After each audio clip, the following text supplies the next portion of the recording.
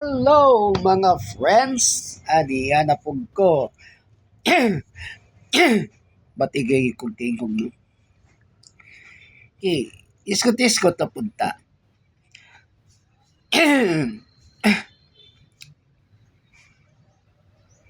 So, hapit naman yun ang eleksyon. Sa takaron, Abril 20 na. So, pila na lang kaadlaw. Eleksyon na. 22 kaadlaw na lang man. Pag Mayo 12 man tingay itong eleksyon. So, may mga 22 kaadlaw na lang. So, para sa mga mubutaray o mubutar,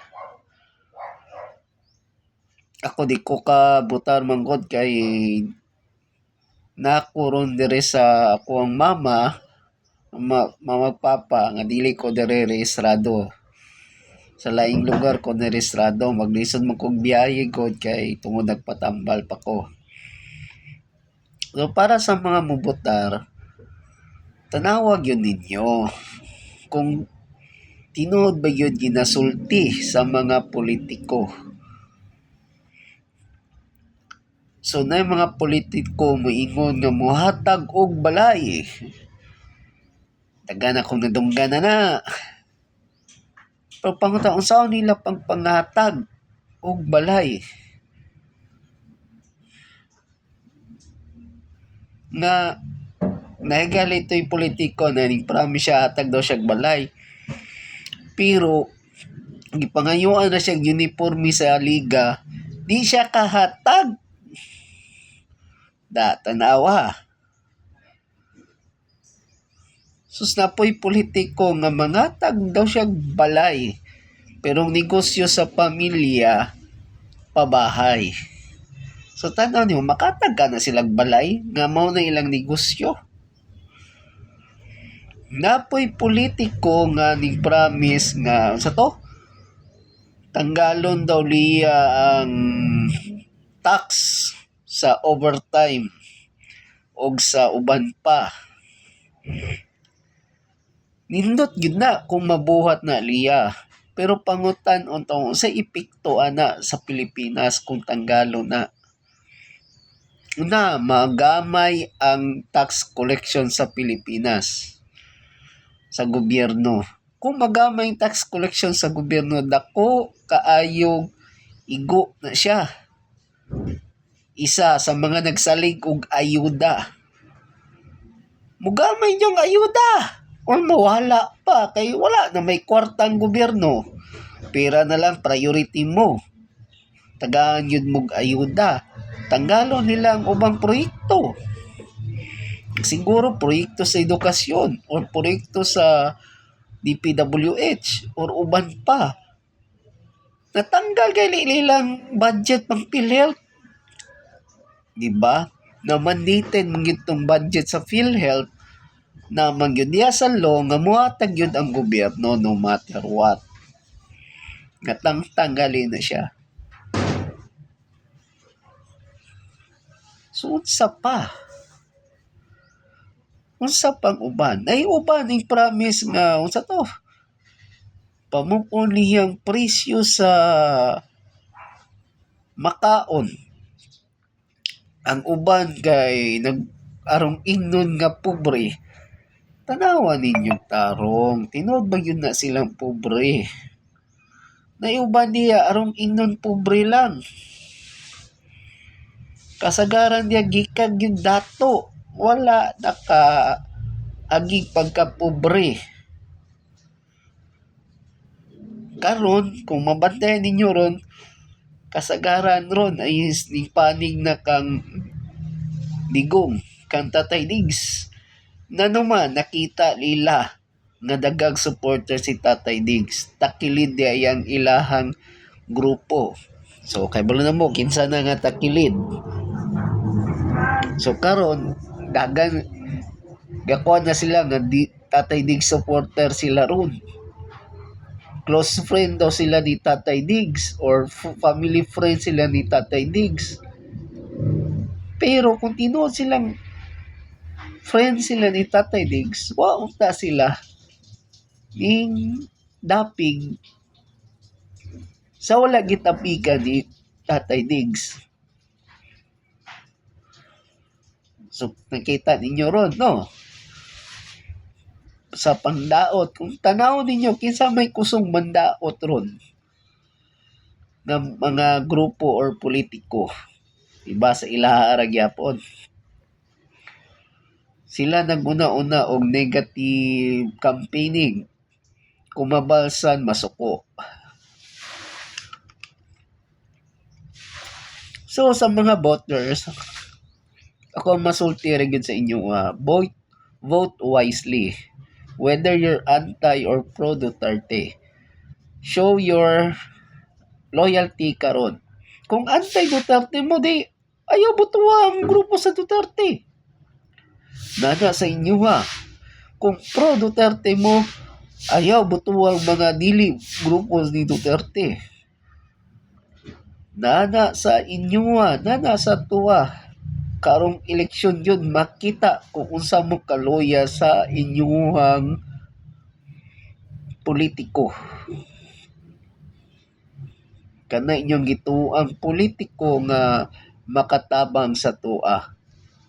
Siyempre, bisan kinsa nga botante, wa gyoy makaingon nga kana iyang gibuturan nga politiko sakto na siya. Ang kaning pika si sayop na siya. Ang makasultira na is katong taong nakailag yun anang politiko. Kang personal nakailag yun sa politiko. Kitang mga wala kaila personal sa politiko ato ang gitan-aw lang is performance nila, di gyud ta kasulti nga 100% sure ta nga nagyoy na sila yung mabuhat. So ang may tabo na lang ron is kinsa gyud ang nasa tuang kasing-kasing nga tan-aw na to sa tong perspective nagyud sila yung mabuhat. So whether you're pro, you're anti, or you're neutral, vote wisely. So kung baligya mo sa inyong boto, siguraduha mahal-mahal na siya.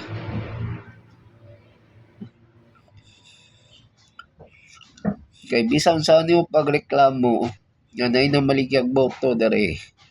Pag kanang politiko pabor na siya ato nga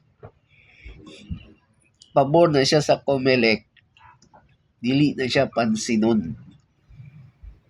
Nano nakasulti man ko, dere kay na video nagali dere nga nanghatag og bugas ang isa ka politiko dere sa campaigning yun nanang yun iyang ngalan sa kanang kuan sa bugas, silupin sa bugas, udlanan sa bugas. Wa yun nabalitaan nga ning comment ang COMELEC o ning sulti man lang ang COMELEC nga iimbestigar. Wala. Oo. I don't know kung unsa maning COMELEC na mo dere sa mong lugar. Pabor ba yun siya sa isa ra ka grupo nga politiko or pabor siya sa iyang komisyon, sa iyang trabaho or iyang komisyon na iyang madawat sa anang politiko. Na nagali post nga naka billboard picture sa isa ka politiko dere. Dako kayong billboard. Ingon nila nga di makita, kita kayo. Bangitaara ninyo sa Facebook sa mga taga dere sa mua. Dira ko musultig lugar kay paka na kayo. Kay balo kung muresbak sila ana sa mua sa mga pareho sa mga vlogger na gasulti lang sa tinuod, resbakan may inon dayon nga bakakon. So dili ra ta mo mention og kinsa na siya nga politiko. Ang ato ra i-mention is unsay aksyon ninyo COMELEC.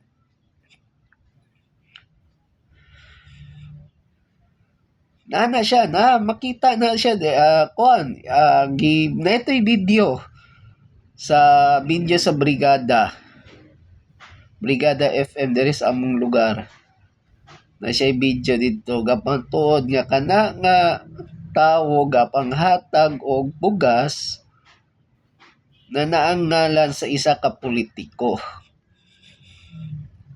Yuwat bilato ka kilong bugas. Then kung laago nimo isa sa main road dere sa mga lugar na ay dako kayong campaign material. Billboard siya. Dako gyud siya kayo nga billboard. Gibutang didto tuwa yang dakong nahom. Then napakoy nadunggan na kana daw siya nga politiko gapang daot na siya sa iyang